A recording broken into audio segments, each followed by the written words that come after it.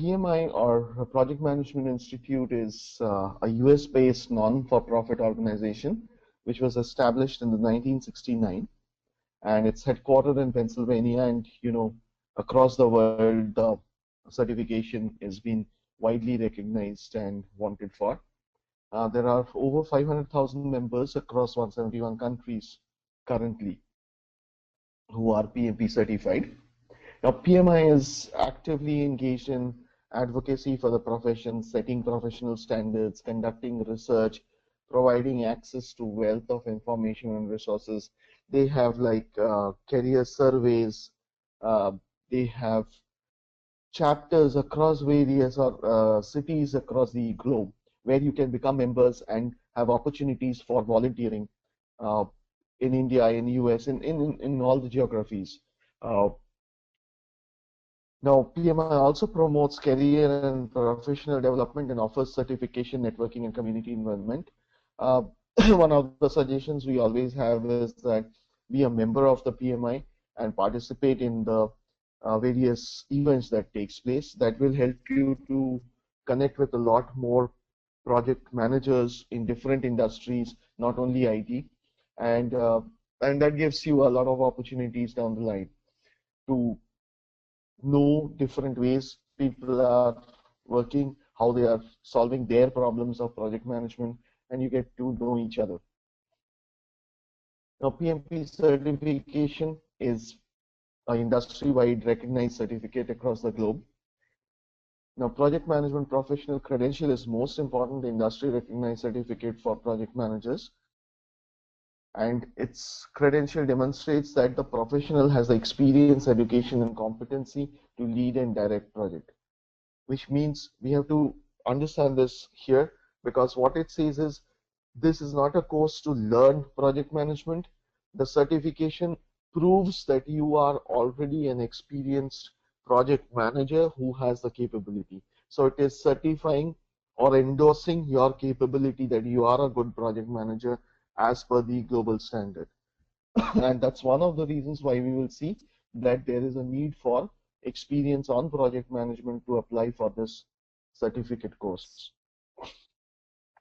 Now, there are two streams. One is if you have a high school diploma, that is, you don't have a bachelor's degree, and the other is when you have a bachelor's degree. I would assume that we all have bachelor's degree.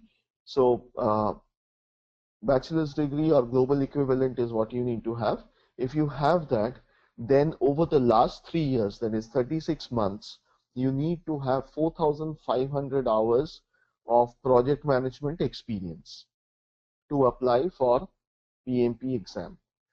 Along with that, you will also need to have 35 contact hours, which is you will get by this by attending this particular PMP course from Edureka. If you are not a bachelor's degree and you are having some diploma, in that case you need to have over the last 5 years 7,500 hours of project management. One of the reasons for having this is because a lot of the project managers comes from non-IT backgrounds like construction and all, who have been there in the construction industry for a very long time, and they may be having diplomas and all. That's how this started. That's why it's still there. Now, the duration must not overlap, which means that a lot of times we work on multiple projects. Let's say, for example, between 1st January to 28th of February, if there is a project where we are working on two different projects, we cannot say that for full 2 months we have been working on both the projects. We have to say how many hours we have worked on project A and how many hours we have worked on project B. So there cannot be overlap. It has to be separate. I have got a question. I'll just take it once I complete this slide. Experience in the project during the last 8 years. What it necessarily means is that you must have project management related experience. It is not related to the designation you have. When you will go through the course, you'll understand what all we are talking about. So basically, we are talking about starting from activities which is to be done at the initiation or at the time of planning, execution, monitoring and control, closure. In any of the process areas, if we have worked as on any of the project management related activities, that can be taken as a project management activity. 20% of the applications are picked up on a random audit, and in my experience from 2005, I have only seen one person getting that audit, where they call back to the references that you have given. So when you have apply in your form, you need to give the name and the mobile number of the person who you are giving as a reference for your work. Now that person has to verify that yes, what you have written is okay. But that I have, as I said, I have seen only one person in all my trainings that has taken place from 2005. If it happens, you have to make sure that whoever's name you are giving knows what you have written there and can vouch for it. Rupa, your question. I'm not a project manager, though I have masters and real-time experience. Can I apply for PMP certificate? As I said, your designation as a project manager is not what is looked at. If you have been doing work which is related to project management, like if you are managing some people, if you are managing some activities, whether it is at the initial stage where you are creating a project charter or where you are uh, doing some planning like creating the project schedule and all. Now all these activities will be taken as project management activities. Just remember one thing, if you are a programmer, let's say, in a project team, in that particular case, that activity is just a project team activity, then that is not a project management. You need to do some activity of the management level, where you are managing either a team or you are doing some monitoring and control, not just taking information and generating a report,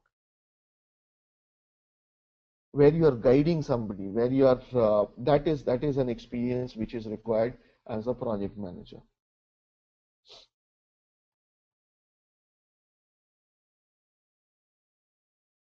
Does that answer your question, Rupa?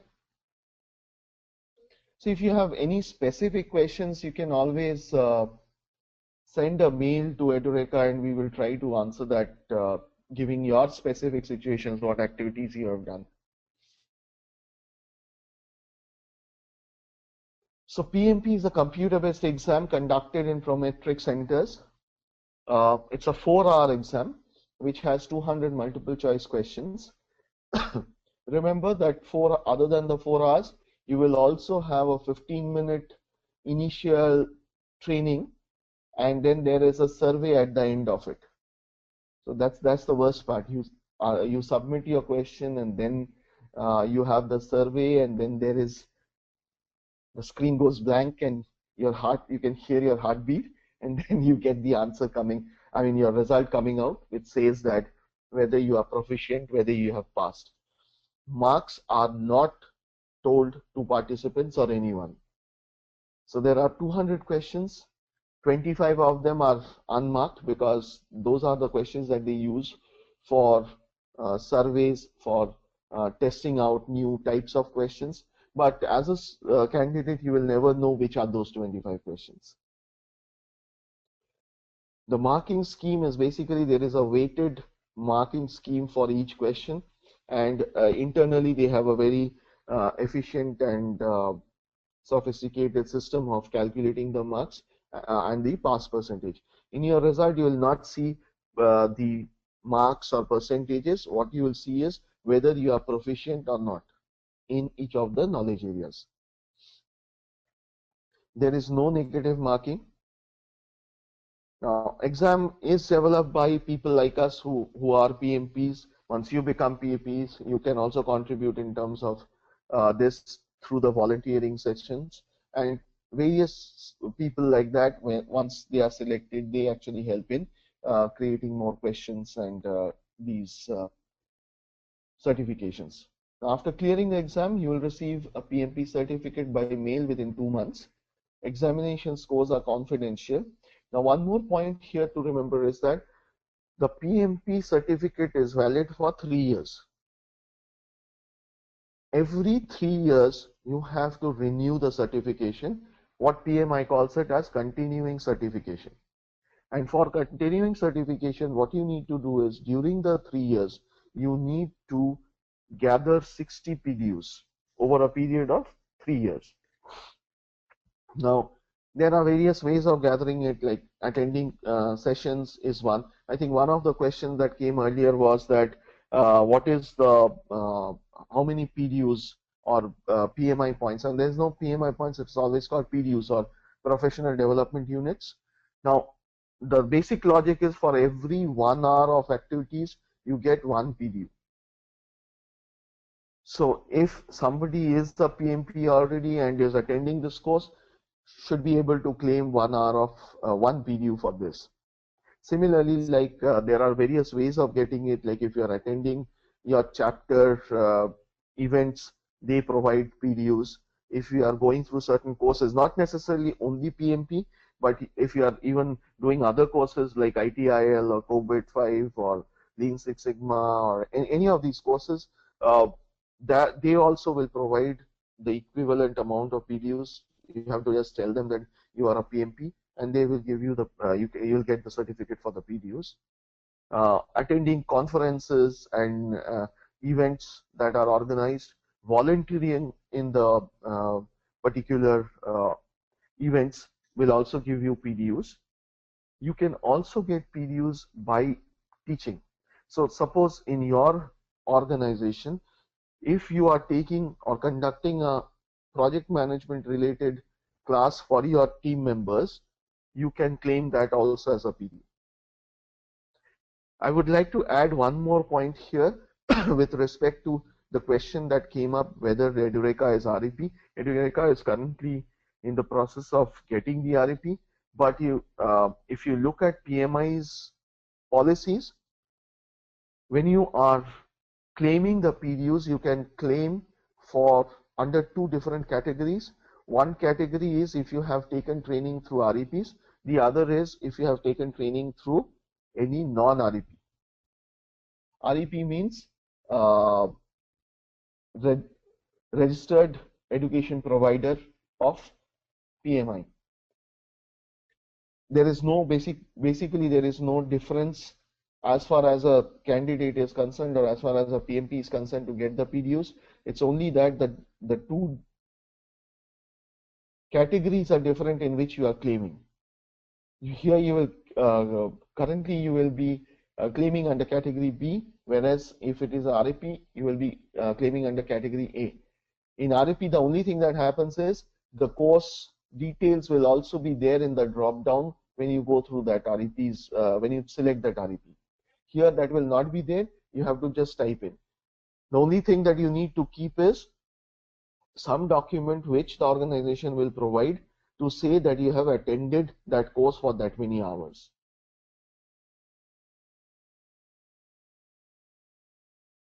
See, this is a demo class. At this point, I don't think Edureka is providing any PDU, but any session, it does not have to be only that 35 hours course, but any session that you conduct which provides PDUs will be applicable for fulfilling this 35 hours of PDU Ravi.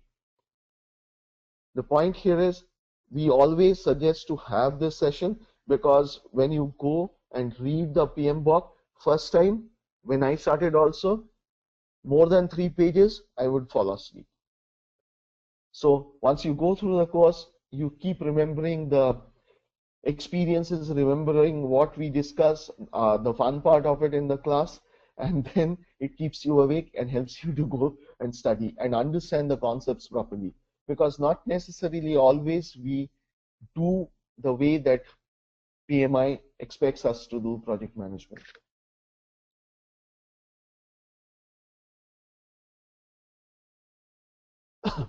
Now let's take, being a demo class, let's take one area of these studies and see how we go ahead. So the first chapter is about the basic concepts, and obviously it is project management, so we are talking about what is a project.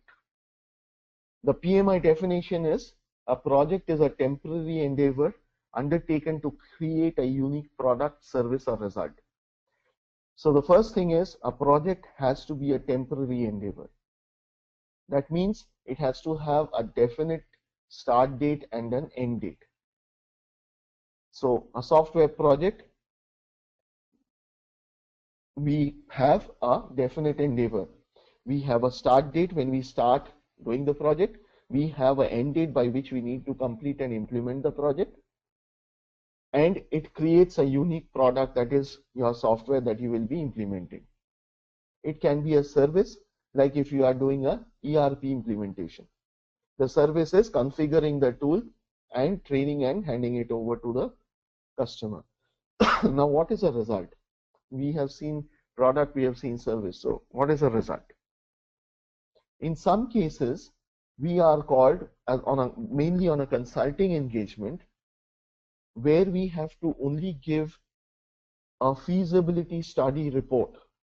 Now that report becomes a result. That is not a product, that is not a service. It is a result. If in our day-to-day lives, we also see our children doing projects at school, which has a definite start, definite end. We plan our vacation and we go for our vacation. The vacation itself is a project, and we need to understand progressive elaboration. That is, at the beginning of the project, we know or we have an overall idea about what we want, the scope of the project. But gradually, as we start getting into the project, we know more and more about it, and accordingly, we have to change our design, our development, based on the overall scope that we have already defined. We are not talking about the commercial aspects, because for that we'll need to look at the change management and other areas, which we will see when we are into the details of the different knowledge areas. Any questions so far?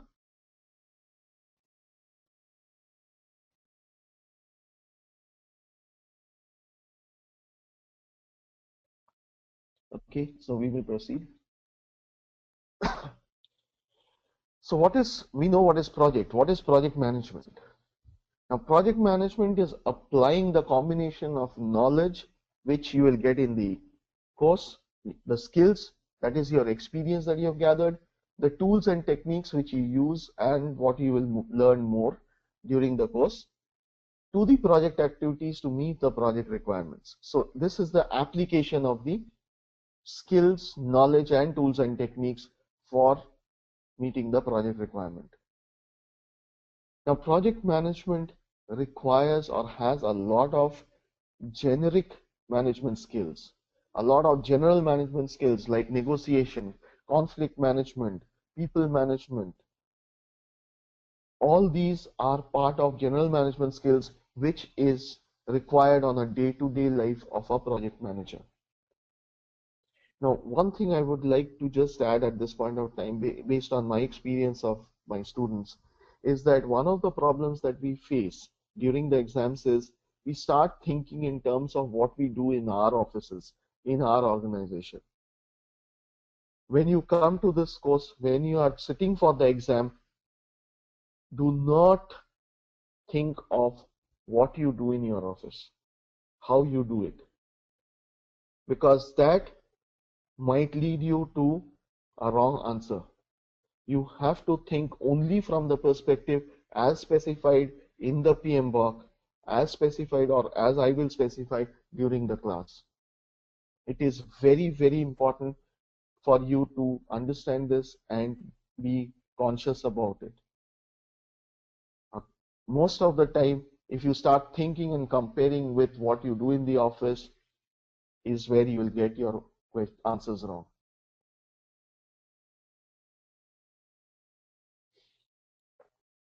Now, a project manager manages a project means what? He has to balance various constraints or competing demands to ensure that the success of the project is achieved. The only objective of the project manager is successfully completing the project.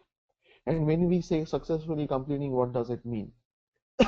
It means that balancing the competing factors like scope, time, cost, quality.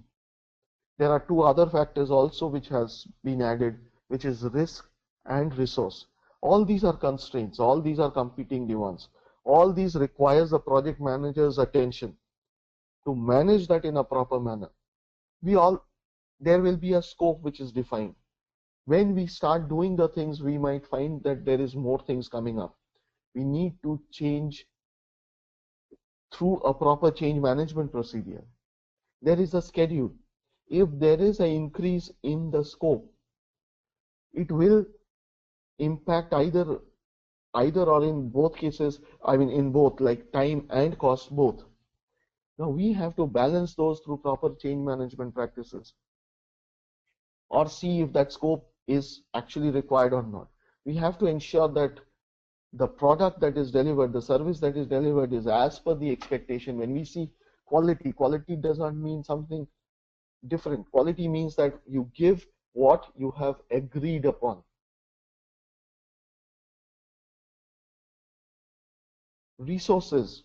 We don't always find all the resources as we want. We need many experienced resources, but we get some experienced resource in a team, we get some freshers. But we have to manage with that, give them the necessary training that is required to make them productive. It is project manager's responsibility to take care of those things.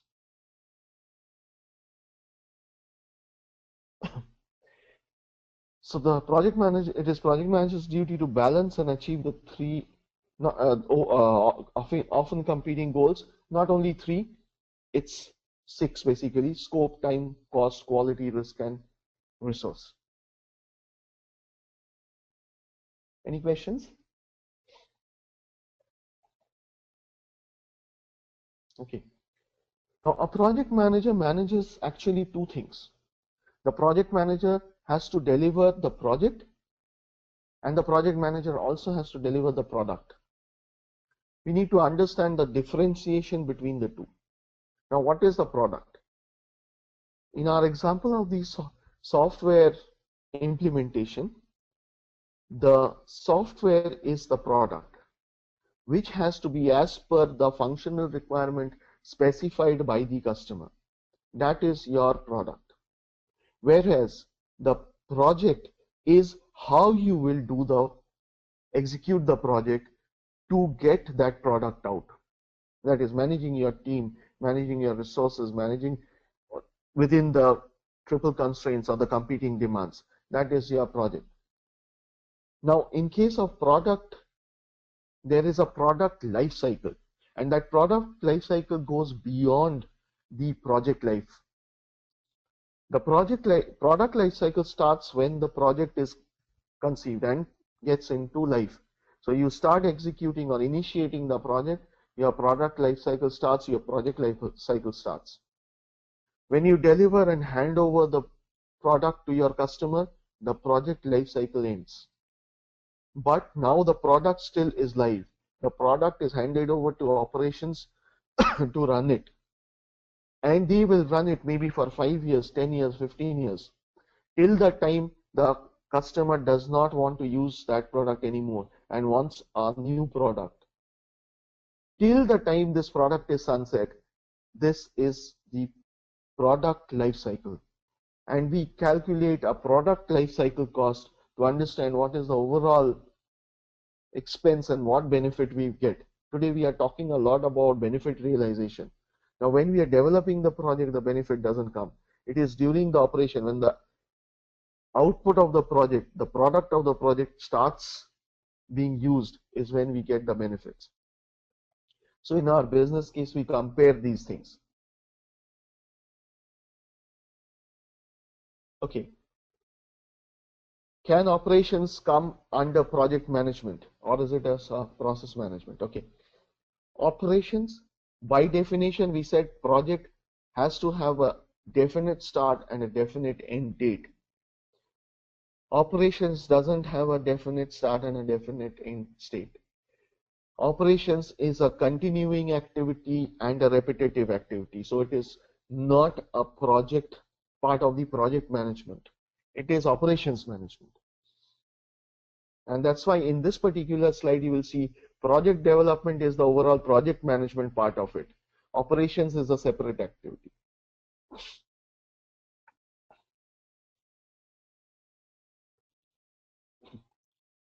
Now, where do we do the project? We do the project in organizations. If we are doing the project on the organization, we need to consider the organization itself to do the work. We need to understand the values, the norms, the beliefs, the expectations of the organization, the policies and procedures. Say, for example, you have got a new project. Now that new project has to be executed in Iran. This company that you are working is in India, and let's say currently your organization does not allow people to work in this particular country. Can you take that project? No, you cannot. You have to go by your organization's policies and procedures. If the organization has a policy that the women employees of the organization cannot work after 7 p.m., you cannot plan to take those resources in a project which requires you to work on a B shift or a C shift, that is the night shift, because that will be beyond 7 o'clock. You cannot go deviate from those policies and procedures. Your company has certain policies of travel. When you are calculating the costs, calculating the travel processes, you need to consider those to ensure that there is no hiccup for the project to be executed because of these policies. So you need to understand those policies and procedures. On top of that, today we work with a lot of virtual team where the people are not from only one single location. We have people from various countries who comes from various beliefs, who comes from different cultural background. We need to understand those cultures. In India, you will see that we have a lot of habit of nodding our heads all across. It confuses people in the West, where they understand the front nodding as a yes and horizontal nod as a no. Now we need to be careful about those. We need to understand the authority relationship. We have to get approvals. We need to get resources from various functional heads, department heads. We need to understand what the structure is and accordingly work with them. So work ethics and work hours, organizational structure. Now work ethics, we will see a lot of questions, around 20 questions in PMP, which is about work ethics. There is a separate code of conduct and code of ethics which you need to sign for PMP. There are questions on this which we will discuss when we are going through the course in details.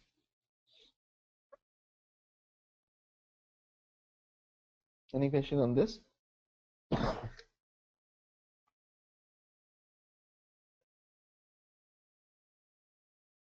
Okay, so now when we are looking at this, based on the organizational structure, PMI has defined it into 6 different types or models of organization. At the two ends, we have two extremes. On one side, we have the functional. A functional is a typical classical organization which we see anywhere, where everything is under different departments. So you have a legal department, you have a HR, you have a finance, you have a manufacturing. you have uh, planning. All these are separate, and each research and development, and each one has a department head. All the resources reports of the department reports to the department head. The appraisals are done by the department head wherever they work. So you as a project manager, when you go to them, you need to get those resources from these departments. But even though they are working on your project, they will still be appraised by the functional head. Now that is functional organization. On the extreme other side, we have something called projectized department, projectized organization. Now in a projectized organization, everything works as a project. So that there is a common pool of resources. There is a specific department called project management department where all the project managers reside. Every work is as a project which is under the authority of a project manager from this project management group, and the various resources comes and joins and forms a project team who will report to the project manager till the time the project is complete. The project team will be released at the end of the project and they will go back to the pool. Here the appraisal is done by the project manager for their part of the work. And in between this, we have a matrix organization, which is more like a mix of the two, where we have a weak matrix to a strong matrix. In case of a weak matrix, what happens is resources are taken from the different departments, functional departments, and one of them is given the responsibility of project coordination only. Reporting still remains with the department heads. The issue with this is that we have to keep going to the functional heads to get the resources, first of all, to get the best resources out. Number two, the appraisal will be done by the functional head, so there might be conflict of interest which needs to be resolved at all the times. There is a balance matrix where we have the resources coming from the various functional department. There is a project manager assigned, but the power of the project manager is not very strong. The project manager only gives inputs to the functional head for the appraisal situations. And then we have a strong matrix where, as far as the project management part is concerned, project management is done by the project manager. These people will have a dotted line to the project manager as well as to the and a direct line to the functional manager. Now when we look at these, we have to understand as a project manager what kind of a organization structure this is, and based on this we understand what is the authority of the project manager and accordingly handle the situation. So any question on this particular topic?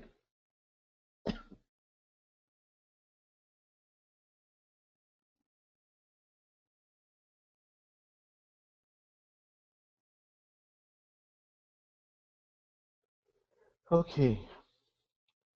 So there are 47 project management processes in the 5th edition of the PMBOK, which is currently running. And these 47 processes are spread across 5 process groups. And the 5 process groups are initiation, planning, execution, monitoring and control, and closing. So these you can also say as the 5 phases of a project. You initiate a project where you say that yes, this project is now going to happen. You assign a project manager, you create a project charter and take it forward from there. Once you do it, the next thing that we need to do is plan.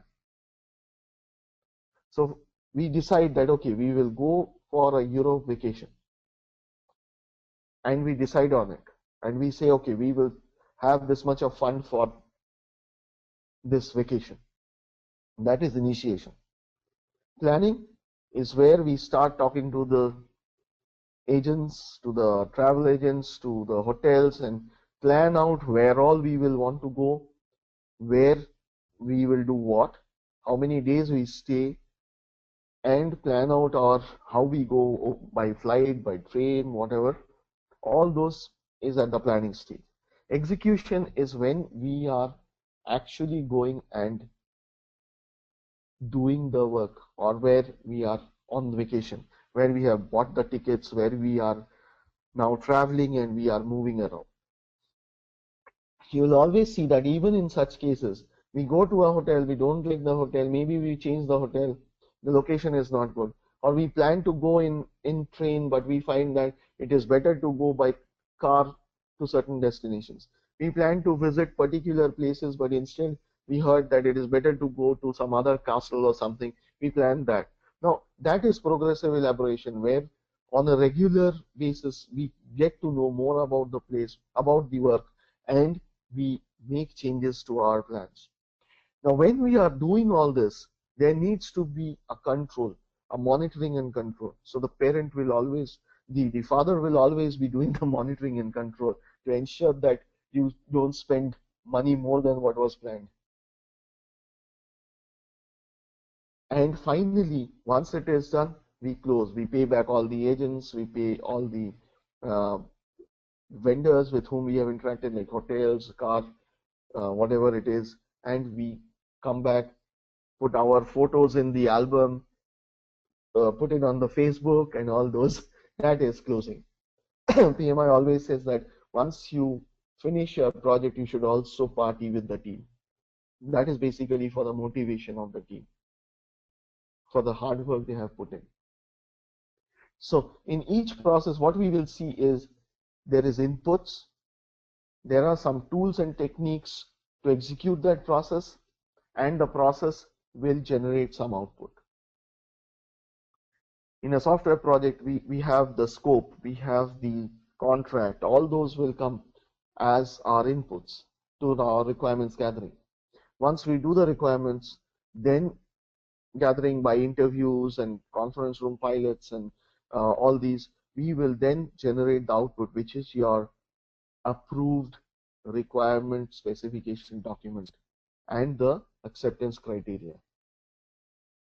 So that is how all the processes will be. The whole PMBOK is also arranged in similar manner for you to study.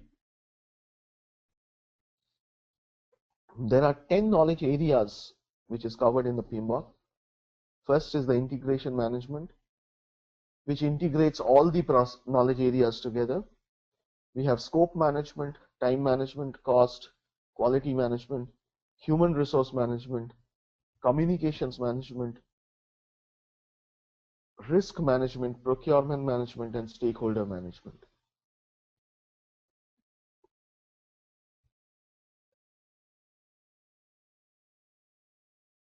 So PMBOK, there's a question from Rupa. What does the PMBOK stands for? PMBOK is Project Management Book of Knowledge. That is your basic standard, which is published by PMI, based on which is all the certification.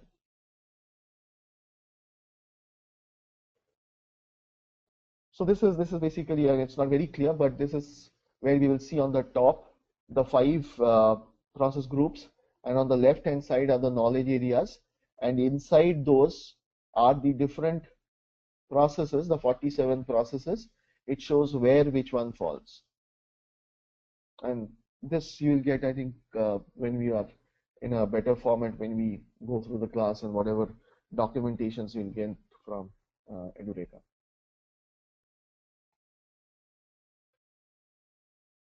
Any questions so far?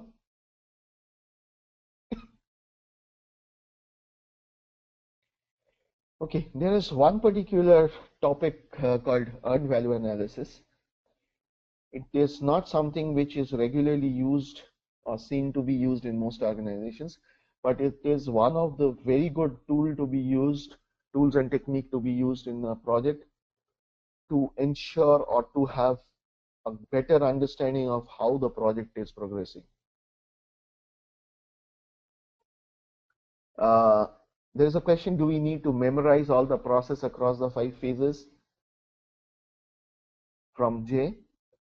Jay, yes, there is a need to memorize, but it's not a difficult task. Once we go through the topics in detail, we will understand there is a natural flow of activities. So once we understand the natural flow, it's easier to remember.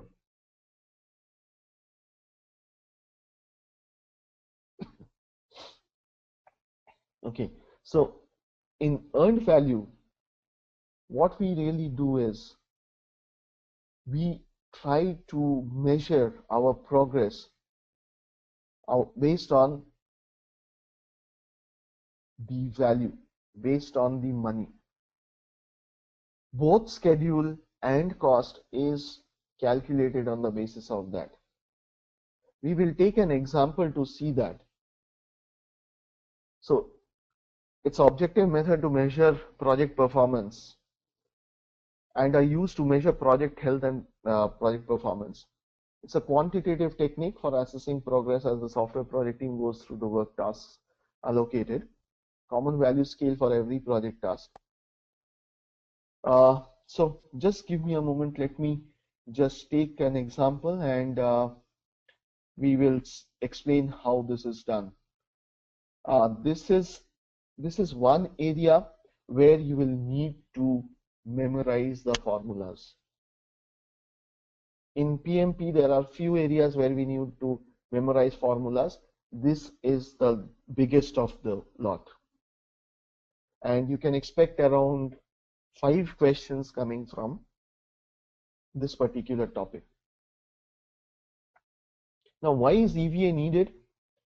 There are different measures of different types of tasks. This allows you to give one single way of measuring everything. It provides an early warning signal for prompt corrective action. So it says bad news does not age well. It means that if you keep holding to the bad news, it doesn't help. We need to attack that and take care of it immediately as a project manager. If we know that the project is not going as per schedule, it will get delayed. We need to take care of the situation and find out what is causing the delay and what can be done to take care of it while there is still time to recover. Maybe you need additional fund, you may need additional resource, something or the other. Need to roll up progress of many tasks into an overall project status, and you need to have a uniform unit of measure for the progress. EVA helps you to get all these things. Now, there are certain things called planned value, earned value, and actual cost.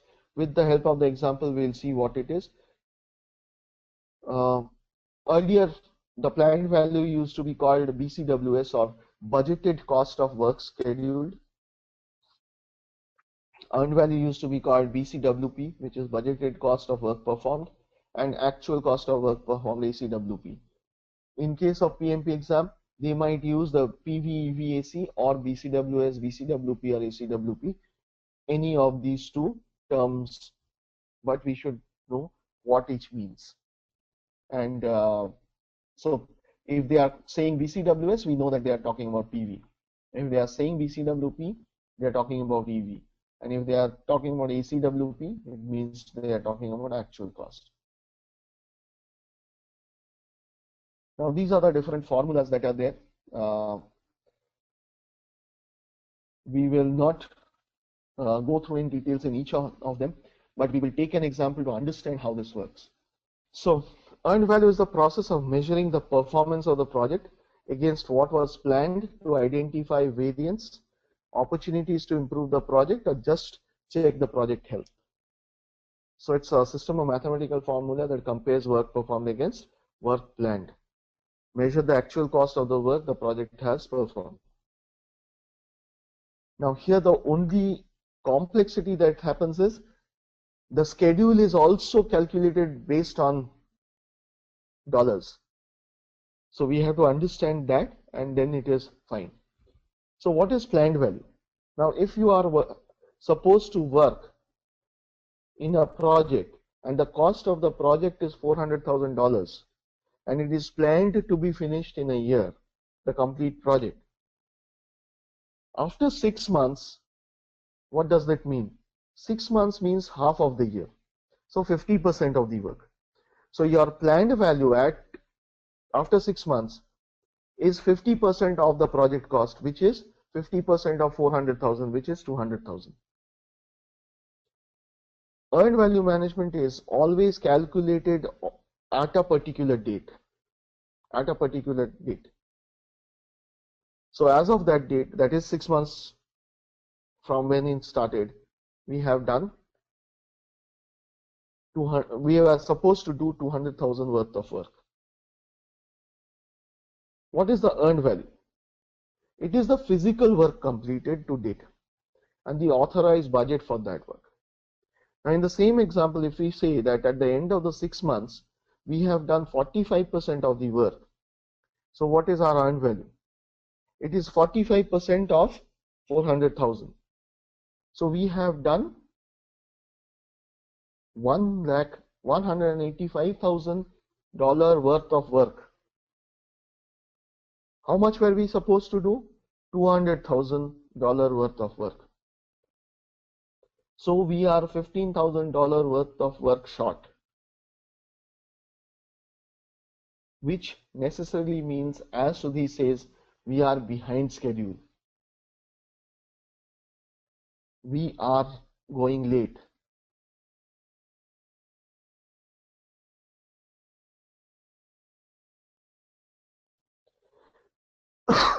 So let us take this example. And this is how an earned value question will come in the exam. So you are a project manager for the construction of 20 miles of sidewalk. Yes, Rupa, is planned value works in all scenario? Yes, planned value works in all scenario. IT, non-IT, everywhere this works.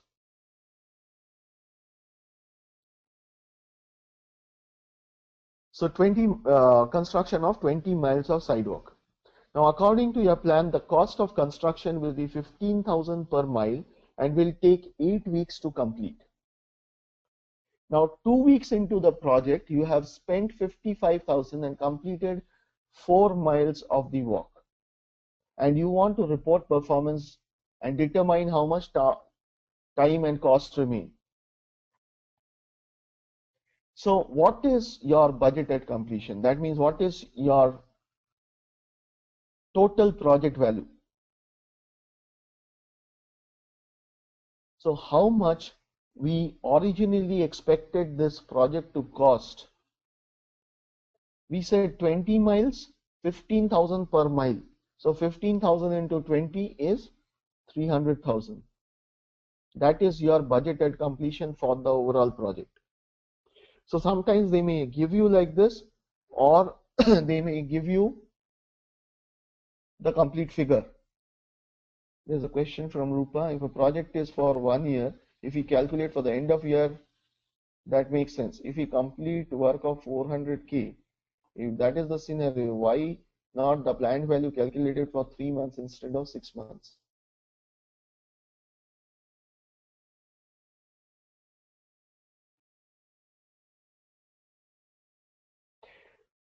Rupa, what we are looking at now is a new question. The previous one was just an example earlier, where they had talked about full year is 400,000 and what are we doing at the end of 6 months. Just to understand the topic of planned value and earned value. This is a new question like what you get in an exam. Here the question starts from this place where you are given a new project where you have to create or construct 20 miles of sidewalk, and the sidewalk will cost you $15,000 per mile. It also says that 2 weeks in the project you have spent 55,000 and 4 miles of sidewalk has been done. So now we are now going to calculate the overall, all the formulas for earned value. So the first thing, and this whole thing has to be done in this sequence. So first of all, we will have to calculate what is the budget at completion. How do we find the budget at completion? See, in the previous example, they had given the budget at completion as 400,000. But here, you have to calculate it by multiplying 20 into 15,000, which is here 300,000. Do you get it now, Rupa?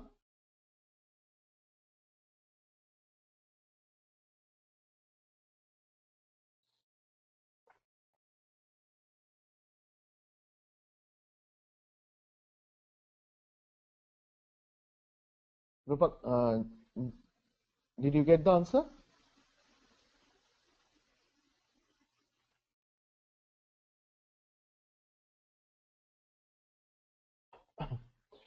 Okay, now what is the planned value?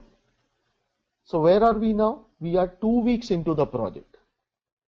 2 weeks into the project means what? Total project is for 8 weeks. We are 2 weeks into the project means we are 25% into the project. So the planned value is 25% of 300,000, which is 75,000. So from the cost perspective, we should have spent $75,000 to do the work. We have the planned value to be 75,000, which is 25% of 300,000. So what is our earned value? Now, earned value is actual percent complete into BAC. So in this case, the actual percent complete is based on your comment saying that 4 miles has been completed out of 20 miles. Now 4 miles of 20 miles is 1/5, which is 20%. So we have completed 20% of the work. Now 20% of 300,000 is 60,000. So we have actually completed $60,000 worth of work. So what it means is, now with all the figures in place, what we have done is we have spent 25% of the time, which is 2 weeks. We have done 20% of the work instead of 25%, which is $60,000 worth of work. We should have done $75,000 worth of work, which is your planned value. And we have actually spent $55,000, which is your actual cost.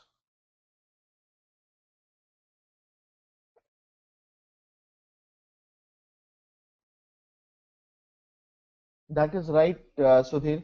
The cost is less, so we have spent less, but the work is lagging. This is a very typical scenario, and personally for me quite interesting, because we face this quite often. In the IT industry, what we do is we want experienced people.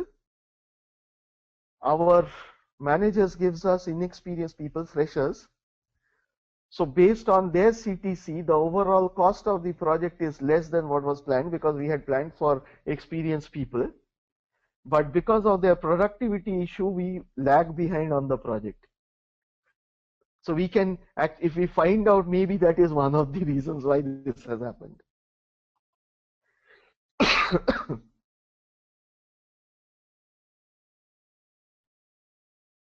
So what is your cost variance? Your cost variance is your earned value minus actual cost. So we are positive on this. We have a positive cost variance, which necessarily shows, as Sudhir had mentioned, that we have spent less than what was planned.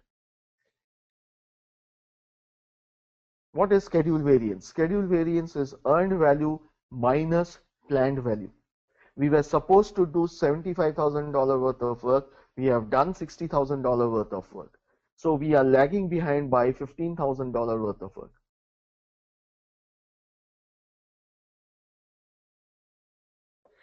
So from this, what we calculate is two indexes. One is called the cost performance index, and the other one is the schedule performance index. Now, the cost performance index is calculated by EV divided by AC, that is earned value by actual cost. So 60,000 by 55,000. So the CPI is 1.09.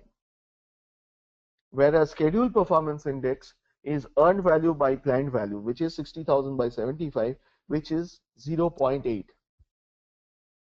Golden rule in PMP for the CPI and SPI: 1 and more than 1 is good, less than 1 is bad.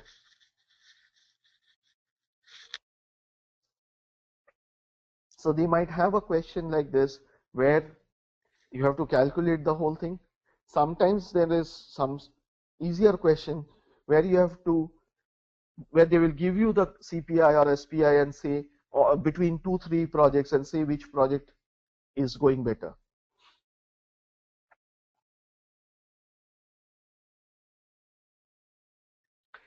Now just calculating the CPI SPI is not enough. We also now need to find out that what will be my estimate at completion. That is based on my current way of working. If it continues, where do I stand? So EAC is BAC by CPI. That means what we are saying is, by the way that we are performing on the cost, we will not use up $300,000 which was planned, but we should be able to complete the project spending $275,000 to 29.36.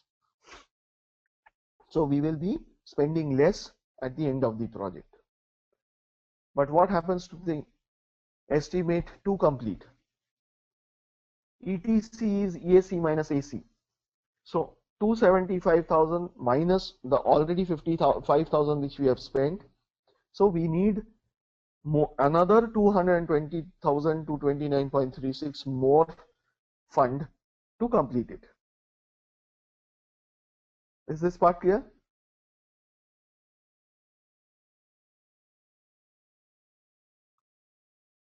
It is, the scope is fixed. So that's the reason why you will see that the duration, we haven't talked about duration here. Here we have only talked about the cost part of it. So based on the fixed scope, we are saying that we will be able to deliver the project at a lower cost.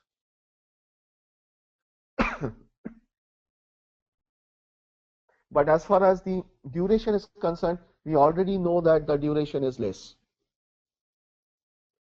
Now again, here in practical life, it is not that simple. If you go back to our previous slide, there are multiple other ways of calculating this BAC, where we will find that there can be multiple situations. Like today, there is some delay, which is some teething problem at the starting of the project.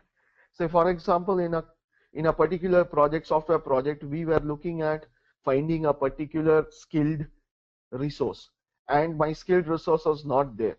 But I know 3 months down the line that skilled resource will come into the project, and then things will take off from there. So rest of the project might not have that much of a problem. That can be a scenario. A scenario can be that as it is going, it will continue to go that way, which is your current scenario. There is a third situation where you can say that there has been delay till now. Down the line, there will not be a delay. It will go as planned.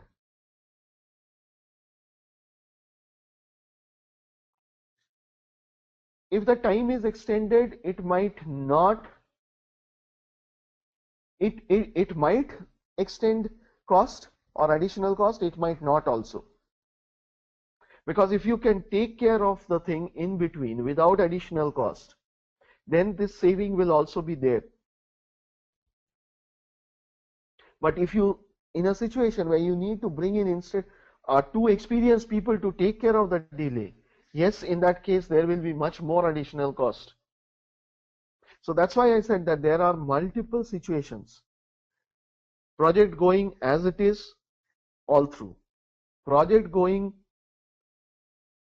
as per planned from now onwards, or project will have additional costs, additional or will require different changes. Now earned value is not a one-time calculation. It has to be calculated at regular intervals. Generally we say that earned value should be calculated at the end of each phase or stage gate that we talk about, and see how it is at performing at that point of time and what it will do down the line. So when we go into details of earned value, we will see those calculations, all the other ones that is there in the sheet that we saw of the formulas. So all these formulas, when we see estimate at completion, see there are multiple, 4 estimate at completion calculations. Each calculation talks about something different. One, it says AC plus ETC is used when original estimate has been fundamentally flawed. That means it will go the way that it is going now. AC plus BC minus EV, this represents the projected total final cost of work when completed, when the initial assumption are no longer valid due to the change circumstance. Then you have BC by CPI, that the project's total final cost of work when completed when the current variances are considered typical variances. When current variances are thought typical of the future, it assumes poor cost performance and need to hit a firm completion date. So all these 4 calculations are there. Each one will be used dependent on, as a project manager, what you believe to be the situation.